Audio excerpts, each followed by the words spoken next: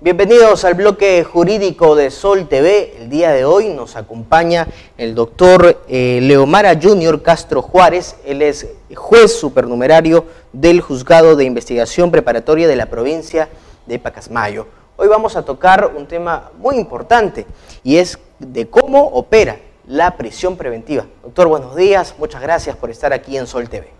Muy buenos días, muchas gracias por la invitación, Armando. Y sí, es un tema muy polémico e inclusive con mucha connotación hasta política, así que estoy presto a las preguntas que puedas plantearme. Vamos a empezar comentando un poco los conceptos, lo más básico, para que nos puedan entender nuestros televidentes. ¿Qué es una prisión preventiva?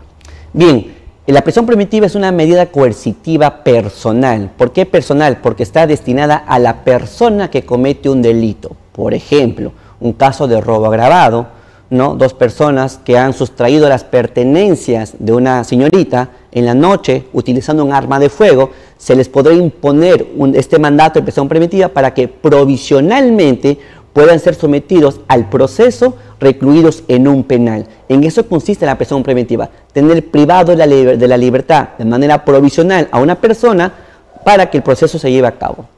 ¿Cuál es la finalidad que ésta tiene? Bien, la finalidad se busca el aseguramiento del procesado, en este caso, en el ejemplo que comenté de robo agravado, de estas dos personas, para que estén durante todo el desarrollo del proceso penal hasta la culminación del proceso con la emisión de una sentencia, que se entiende condenatoria o absolutoria, pero que ellos sean sometidos durante todo el desarrollo, recluidos siempre en un penal. A muchos nos cabe la duda de cuándo es el momento propicio, ¿no?, para poder dictar, en este caso, una prisión preventiva. ¿Qué es lo que más prima en este caso? ¿Las pruebas, los indicios del caso, o depende de qué tema se esté tocando? Bien, hay que entender el público para que me pueda entender de manera sencilla en un caso en concreto. Por ejemplo, dos personas que cometen un delito de robo utilizando un arma de fuego contra una señorita en la noche es un delito conocido como robo agravado. La pena a imponerse es muy elevada, es mínimo 12 años hasta 20 años. Ahora, si a estas personas se les encuentra con las pertenencias de la víctima, es posible entonces vincularlas con el delito de robo agravado. El juez tiene que evaluar los elementos de convicción, por ejemplo, la intervención policial, el registro que se realizó a los imputados y se les encontró las pertenencias de la víctima. También las condiciones personales de si trabajan o no trabajan, si tienen arraigo domiciliario o familiar. Son presupuestos previstos en la norma procesal, artículo 268 del Código Procesal Penal. Como juzgador y como juez tengo que evaluar los elementos de convicción, denominados así.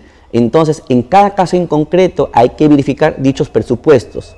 La vinculación de estas personas con el hecho que han cometido, la pena posible a imponerse, que tiene que ser más de 4 años, y el arraigo familiar, domiciliario y también laboral. Por ejemplo, estas personas que cometen el delito no son de acá de Trujillo, pueden ser de Lima, pueden ser de Chimbote, pueden ser de Chiclayo, etc. Entonces, es probable que estas personas, estando en libertad, puedan huir de la justicia. Para evitar eso, se asegura su presencia recluyéndolos en el penal, en cada caso en concreto, obviamente. ¿Por cada qué tiempo se puede dictar una prisión preventiva? En este caso, para ser más precisos, ¿cuáles son los parámetros mínimos y, en este caso, máximos de tiempo? Bien, hay que entender que hay tipos de procesos penales. El primero de ellos es el proceso simple. En un proceso simple, el plazo de prisión preventiva puede ser hasta 9 meses. También se le puede poner menos de 9 meses. Esto es en cada caso concreto. Ahora, si estos 9 meses originan unas circunstancias posteriores, se le puede ampliar 9 meses más. Esto es 9 más 9, 18 meses. Esto es en un proceso simple. En un proceso complejo que implica más imputados, más agraviados, varios delitos, el plazo de prisión preventiva es hasta 18 meses. Pero también puede ser ampliado 18 meses más. Entonces tendríamos 18 más 18, 36 meses. Ahora, los casos tan sonados de criminalidad organizada, que inclusive algunos políticos han estado involucrados, el plazo de prisión preventiva en ese supuesto es de 36 meses o hasta 36 meses. también se lo puede ampliar por 12 meses más. Quiere decir que cabe la posibilidad que una persona puede estar recluido en un penal provisionalmente, en el caso de crimen organizado, hasta 48 meses.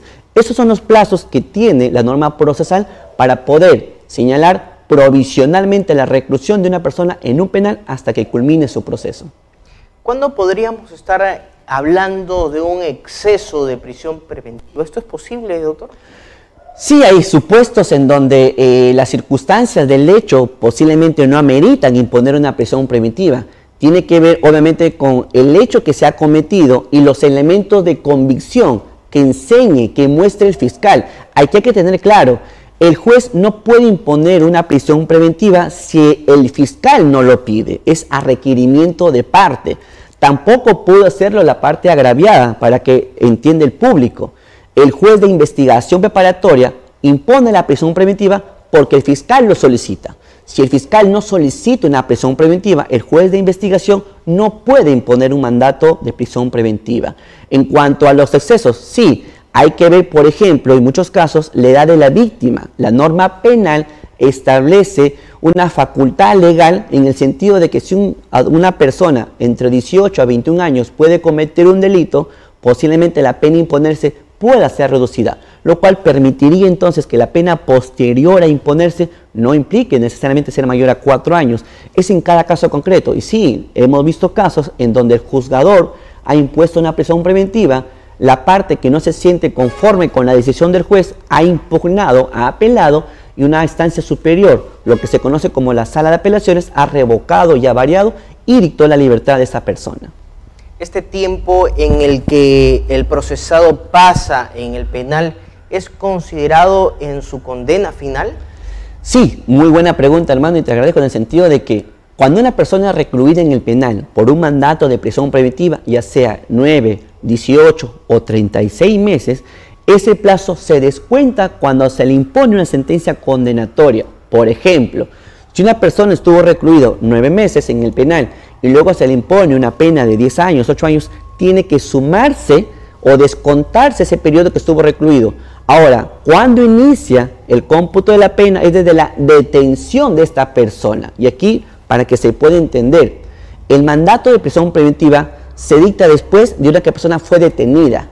Entonces, desde que una persona es privada de su libertad por la detención en flagrancia delictiva por un delito cometido, desde ahí para adelante se cuenta el tiempo de pena. Por consiguiente, forma parte de la prisión preventiva del tiempo final que se impone como sanción. Doctor, muchas gracias por haber estado con nosotros aquí en Sol TV. Muchas gracias por la invitación y presto otro momento para poder absorber cualquier tipo de tema. Muchas gracias también al público que nos escucha. Esa es la información que tenemos gracias a nuestro bloque jurídico en convenio con la Corte Superior de Justicia de la Libertad. Continuamos con más información.